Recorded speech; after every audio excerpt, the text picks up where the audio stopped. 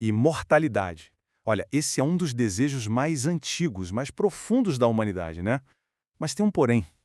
Tanto a biologia quanto a filosofia nos dizem que ela é, na verdade, uma impossibilidade lógica. Vamos tentar entender o porquê. É uma pergunta que mexe com a gente, né? Se a oportunidade de viver para sempre aparecesse, qual seria a escolha? Parece uma resposta fácil, mas a realidade é bem mais complexa do que a gente costuma imaginar. E aqui que está o ponto central da nossa conversa. A eternidade é um conceito que a física até aceita para a matéria, sabe? Mas para a identidade, aí a biologia e a filosofia são claras. Impossível. Para a gente começar a desembolar isso, vamos voltar para um dilema antigo, lá do mar. É bem aqui que essa ideia de um eu permanente, de um eu que nunca muda, começa a fazer água. A gente vai conhecer agora um paradoxo famosíssimo que, olha, tira o sono dos filósofos há séculos. Então a história é a seguinte, quem conta é o Plutarco. Imagina o navio de Teseu, uma relíquia que os atenienses queriam preservar. Com o tempo, as tábuas de madeira iam apodrecendo e eles trocavam por novas, uma por uma. Aí depois de muito tempo, nenhuma pecinha original tinha sobrado. A pergunta que não quer calar é, esse ainda é o navio de Teseu? Se cada parte foi trocada, onde que fica a verdadeira essência dele, hein? Pois é, e aqui vem o pulo do gato. Cada um de nós é, na verdade, o navio de Teseu da biologia. Vamos ver direitinho como esse paradoxo se aplica assim diretamente na nossa pele, literalmente. Aquela ideia que a gente tem de um corpo sólido, permanente, é pura ilusão. Se a gente olhasse no nível das células, veríamos uma verdadeira tempestade de trocas acontecendo em tempo real. É um sistema de reciclagem que não para nunca, e a velocidade é impressionante. Olha só que loucura. A cada 5 dias, as células que revestem o nosso intestino são completamente novas. Elas se sacrificam para que o corpo continue absorvendo energia.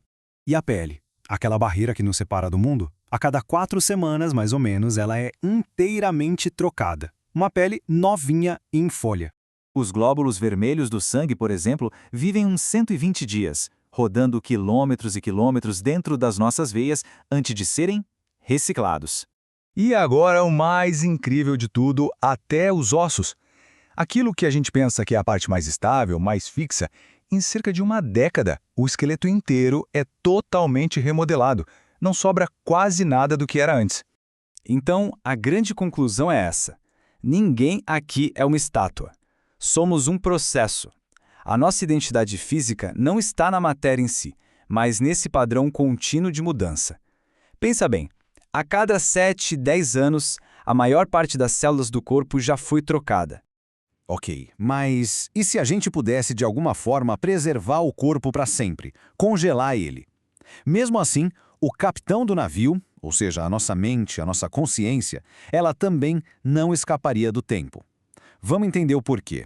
O filósofo Heráclito, lá na Grécia Antiga, já tinha sacado isso há milênios. A frase é famosa: nenhum homem pode se banhar no mesmo rio 2 vezes. E o motivo é duplo, né? Primeiro porque o rio já mudou, e segundo porque o homem também já não é o mesmo. A consciência, portanto, jamais seria eterna.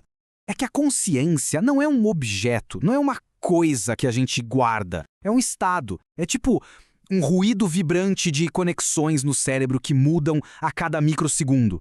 Agora, imagina uma pessoa vivendo 1000 anos. O eu dela, lá no ano 900, não teria quase nenhuma conexão real, psicológica, com o eu de hoje. As memórias seriam só ecos distantes, sabe? Os traumas, os amores, tudo diluído, apagado. Não seria mais o mesmo navio, seria uma frota inteira de navios diferentes ao longo do tempo.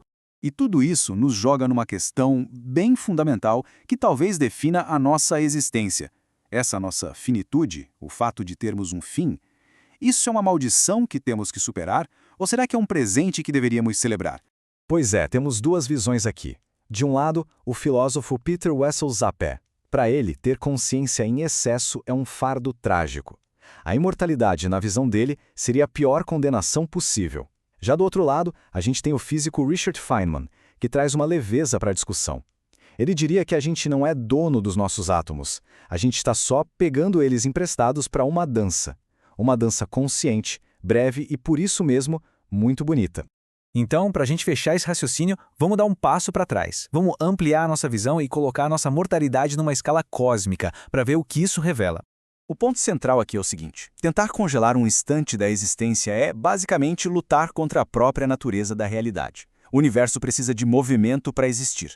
O próprio Big Bang não foi um ato estático, parado. Foi uma espécie de autodestruição necessária para que o tempo pudesse começar a fluir. Ou seja, para que o eu de amanhã possa existir, o eu de hoje precisa ceder o seu espaço. E a beleza da coisa toda está justamente aí. É entender que somos um instante luminoso, um brilho rápido entre duas eternidades de escuridão. Os nossos átomos já brilharam em estrelas distantes e um dia eles vão voltar para lá. A nossa existência é tão preciosa exatamente por ser tão breve. Então, a grande lição talvez seja essa. A consciência é como um espelho que o universo usa para olhar para si mesmo, por um breve momento. A gente não deve lamentar que esse espelho um dia vá se quebrar. Pelo contrário, a gente deve se maravilhar com o fato de que, por um instante, esse espelho existiu e refletiu o infinito. Bom, e se toda essa reflexão despertou alguma curiosidade, fica aqui o convite para a gente continuar essa conversa. É só se inscrever no canal e ativar o sininho para não perder as próximas análises. Agradeço muito a companhia e a gente se vê na próxima.